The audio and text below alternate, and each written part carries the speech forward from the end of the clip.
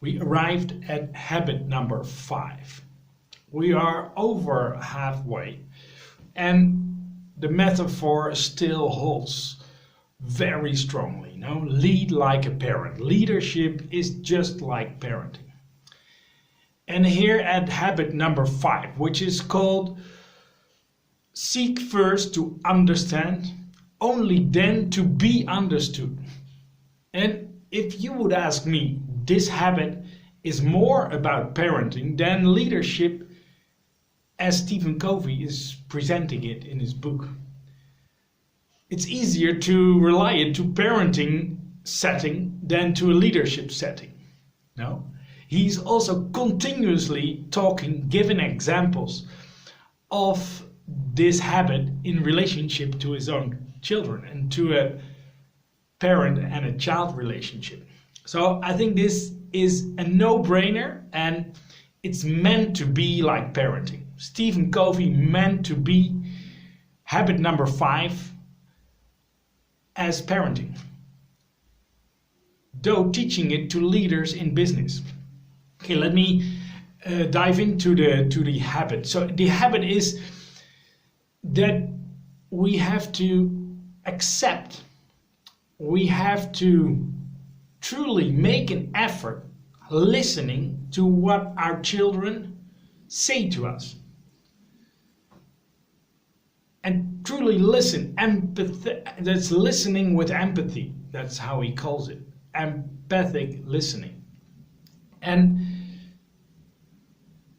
listen to what your child has to say with the intention with the idea to understand his intention. And oh my God, that's extremely vulnerable. That is extremely vulnerable, because you as a parent, you so much like to just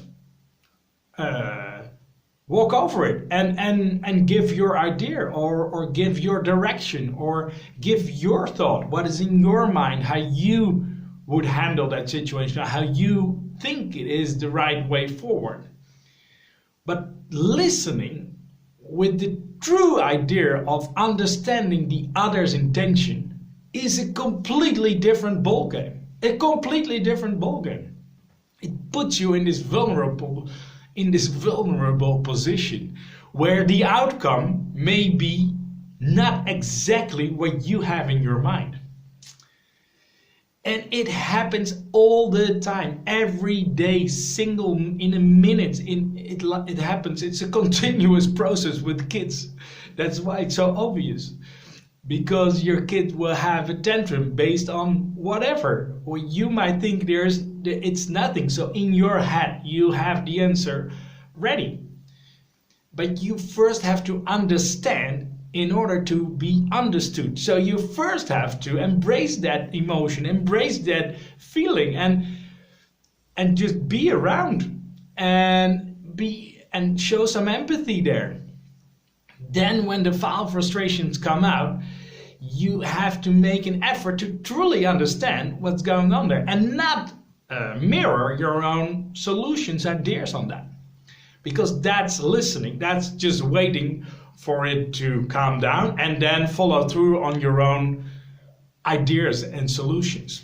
But truly understanding why he had that tantrum, emotion, that's what's it all about. And that's extremely difficult and challenging, especially with kids who are extremely underdeveloped in their emotions. So often there is not so much going on. It's just that frustration and that emotion that has a valve and it gets out, and it needs to be accepted in order to move on. And oh my God, that can be so challenging. So this habit number 5 is most of all about parenting, and it's extremely cool to use it also in business and as a leader. But you learn best if you have kids. That's where you actually learn this. And we all can do so much better in this habit. So habit number 5, I love it, and it's extremely relevant for parenting.